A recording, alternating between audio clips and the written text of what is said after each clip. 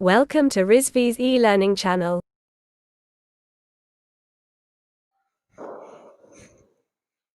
Good morning class. तो last lecture को continue करते हैं। ठीक, तो हम लोग कोऑर्डिनेट सिस्टम देख रहे थे। ठीक है, उसमें हम लोगों ने देखा था क्या, कार्टेशियन, रेक्टेंगुलर और स्फेरिकल और सर्कुलर। ठीक है, हमने तीन सिस्टम्स देखे थे। पहला सिस्टम हमारा क्या है, कार्टेशियन रेक्टेंगुलर। ठीक है, उसके हम लोगों ने प्रोजेक्शंस देखे थे, इसका भी हम लोग देख लेते हैं। ठीक है, पहला क्या है हमारा कार्टेशियन रेक्टेंगुलर। हमने क्या किया, यहाँ पे एक रेक्टेंगुलर बॉक्स को डिजाइन किया। ठीक है, डिजाइन हो गया। ठीक, अब उसकी एक एक्सप्लेन की होगी, मतलब ये है हमारी क्या, एक्सप्लेन है ना, एक्सप्लेन। ये हो गई क्या हमारी वाई प्लेन, ये क्या हमारी हो गई वाई प्लेन। ठीक, ये हो गई क्या हमारी जेड प्लेन, ये क्या हो गई हमारी यहाँ से यहाँ पे जेड प्लेन। तो जिसको हमने डिनोट किया क्या, किससे, dx dy और dz से। ठीक है, हमने एक रेक्टेंगुलर शेप लिया जिसका हमने क्या किया, एक्स प्लेन ले लिया, वाई प्लेन ले लिया और जेड प्लेन ले लिया। ठीक, अभी बात करिए किसकी, रेक्टेंगुलर की। अब इसकी तो पहले हम लोग लेंथ देख लेंगे। लेंथ के लिए क्या होगा, लेंथ मतलब लेंथ वेक्टर ऑफ dl, जिससे रिप्रेजेंट करेंगे, साइन क्या शो कर रहा है, वेक्टर का।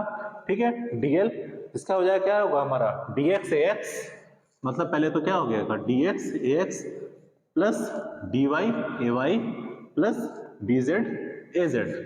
ठीक है, यूनिट वेक्टर जो इसका होता है ना, यूनिट वेक्टर, हमने क्या किया, इसको वेक्टर फॉर्म में ले लिया।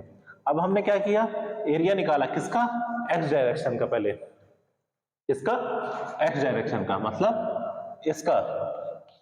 ठीक, एक्स डायरेक्शन का, जब इसका एरिया हम लोगों ने निकाला तो कितना आया हमारा, dy बाई dz आया, dy बाई dz। ठीक है, तो एक्स डायरेक्शन मतलब एक्स प्लेन, इस एक्स प्लेन पे हमारा क्या एरिया निकल रहा है, उसका dx का dy by dz, dy by dz आया। ठीक, अब हम लोग क्या करेंगे, एरिया निकालेंगे किसका, y डायरेक्शन का, y प्लेन पे। अब y डायरेक्शन का y प्लेन पे अब हमको एरिया निकालना है।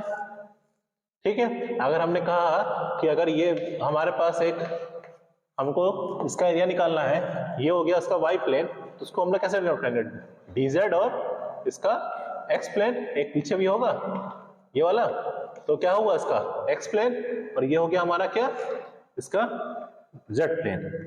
तो क्या हो गया हमारा dz और dx। ठीक, उसी तरह हमने एरिया निकाला किसका, जेड प्लेन का। ठीक है, अब हमने किसकी एरिया निकाली, इसकी जेड प्लेन की। जेड प्लेन की एरिया निकालनी होगी तो क्या होगी, dy और इसका dx। ठीक है, dy और dx होगा क्या हमारा, एरिया निकल गई। अब एरिया हमारे पास तीनों एक्सिस की आ गई, एरिया आ गई किसकी, एक्स प्लेन की आ गई, वाई प्लेन की आ गई और जेड प्लेन की भी आ गई। ठीक है, अब हमने क्या किया, इसका वॉल्यूम निकाला। वॉल्यूम क्या हो गया इसका, total volume dx dy dz। Volume निकालने के लिए dx dy dz, टोटल की इसकी क्या निकली हमारी वॉल्यूम। ठीक है, ये हो गया हमारा वॉल्यूम के लिए। अब रिप्रेजेंट करना है हमको क्या, वेक्टर फॉर्म में, वेक्टर फॉर्म में हमको रिप्रेजेंट करना है इसको। ठीक है, तो उसमें कोऑर्डिनेट सिस्टम में दो कोऑर्डिनेट सिस्टम दिए गए होंगे, एक तो हो गया हमारा क्या x1 y1 z1, दूसरा हो गया हमारा x2 y2 z2। दो कोऑर्डिनेट सिस्टम हमारे दिए गए।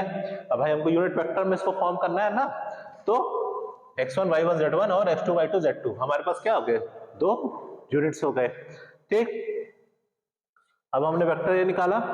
ठीक, किसका, पहले तो निकाला क्या, dx का निकाला हमने, dx का क्या निकला, x2 माइनस x1। ठीक है, x2 minus x1 into ax का वेक्टर, y2 माइनस y1 किसका, ay का वेक्टर, z2 माइनस z1 किसका, az का वेक्टर। ठीक है, तो क्या निकला, x2 माइनस x1 ay का वेक्टर, y2 माइनस y1 किसका, ay का वेक्टर, उसी तरह z2 माइनस z1 किसका, az का वेक्टर। ठीक है, निकला। अब हमारे पास कोई भी दो पॉइंट्स गिवन रहेंगे ना, कोई भी रिप्रेजेंट करना होगा हमको यूनिट वेक्टर, तो किसी भी पॉइंट्स के 2 पॉइंट्स हमारे पास गिवन रहेंगे, ठीक है। तो उस पे से हमने क्या निकाल लिया, तीनों का यूनिट वेक्टर निकाल लिया, ठीक है। अब ये हो गया। अब हमने फाइनल हमको यूनिट वेक्टर निकालना है, क्या ए कैप निकालना है। तो इसका फॉर्मूला क्या होता है, ए बार मतलब ये जो ए बार इंटू मॉड ऑफ ए, ठीक, मॉड ऑफ ए, ठीक। ए बार तो हमारे पास गिवन है क्या, x2 minus x1 ax cap plus y2 minus y1 ay का cap plus z2 minus z1 az का कैप, ठीक है। क्या हो गया हमारे पास, ए बार की वैल्यू। अब मॉड ऑफ ए क्या निकालेंगे, मॉड ऑफ ए क्या हो जाएगा हमारा, under root x2 minus x1 का square plus y2 minus y1 का square plus z2 minus z1 का स्क्वायर, ठीक है। इससे क्या निकल गया हमारा यूनिट वेक्टर, ठीक है। ये आया हमारा यूनिट वेक्टर। तो हमारा फाइनल हम लोग को यूनिट वेक्टर निकालना था, तो यूनिट वेक्टर हम लोगों ने कहां से निकाल लिया, एक रेक्टेंगुलर कोऑर्डिनेट का, ठीक है। कार्टेशियन कोऑर्डिनेट था ना हमारे पास, ये रेक्टेंगुलर कोऑर्डिनेट का, रेक्टेंगुलर कोऑर्डिनेट का हमने क्या निकाल लिया यहाँ पे, यूनिट वेक्टर। किससे, ए बार से plus mod of A bar. Mod of A bar क्या होता है, under root x2 minus x1 का square plus y2 minus y1 का square plus z2 minus z1 का स्क्वायर, ठीक है। तो ये हमारा क्या हुआ, रेक्टेंगुलर शेप का क्या कोऑर्डिनेट। अगर हमको उसकी लेंथ निकालनी होगी तो हम लेंथ देख सकते हैं कितनी है, dx है, dy है, dz है, और उसके टर्म में कितनी भी हो सकती है, ठीक। हमको एरिया निकालनी होगी x डायरेक्शन का, तो हमने x डायरेक्शन की एरिया भी निकाल ली, y का भी निकालना था हमने y का भी ले लिया, z का है हमने z का भी प्लेन का ले लिया, ठीक है। वॉल्यूम निकाला, अब टोटल वॉल्यूम निकालना रहेगा ना, तो dx dy dz पूरा टोटल वॉल्यूम वो भी निकल गया, ठीक है। उसी तरह अब हमको क्या करना है, वेक्टर फॉर्म में इसको रिप्रेजेंट करना है, क्यों, क्योंकि वेक्टर कैलकुलस करेंगे ना हम लोग इसमें। अब तो क्या है, वेक्टर फॉर्म में हमको रिप्रेजेंट करना है। जब वेक्टर फॉर्म रिप्रेजेंट करना है, हमारे पास दो यूनिट है, कौन सी, x1 y1 z1 x2 y2 z2। उसके बाद हमने क्या निकाला, ए बार निकाला, क्या निकाला, dx की वैल्यू हमने क्या पुट की यहाँ पे, x2 माइनस x1, dy की y2 माइनस y1 और dz की z2 minus z1। Unit vector आ गया। अब हमने इसको क्या किया, यूनिट वेक्टर में चेंज करके हमने फाइनल निकाल लिया ना, ठीक।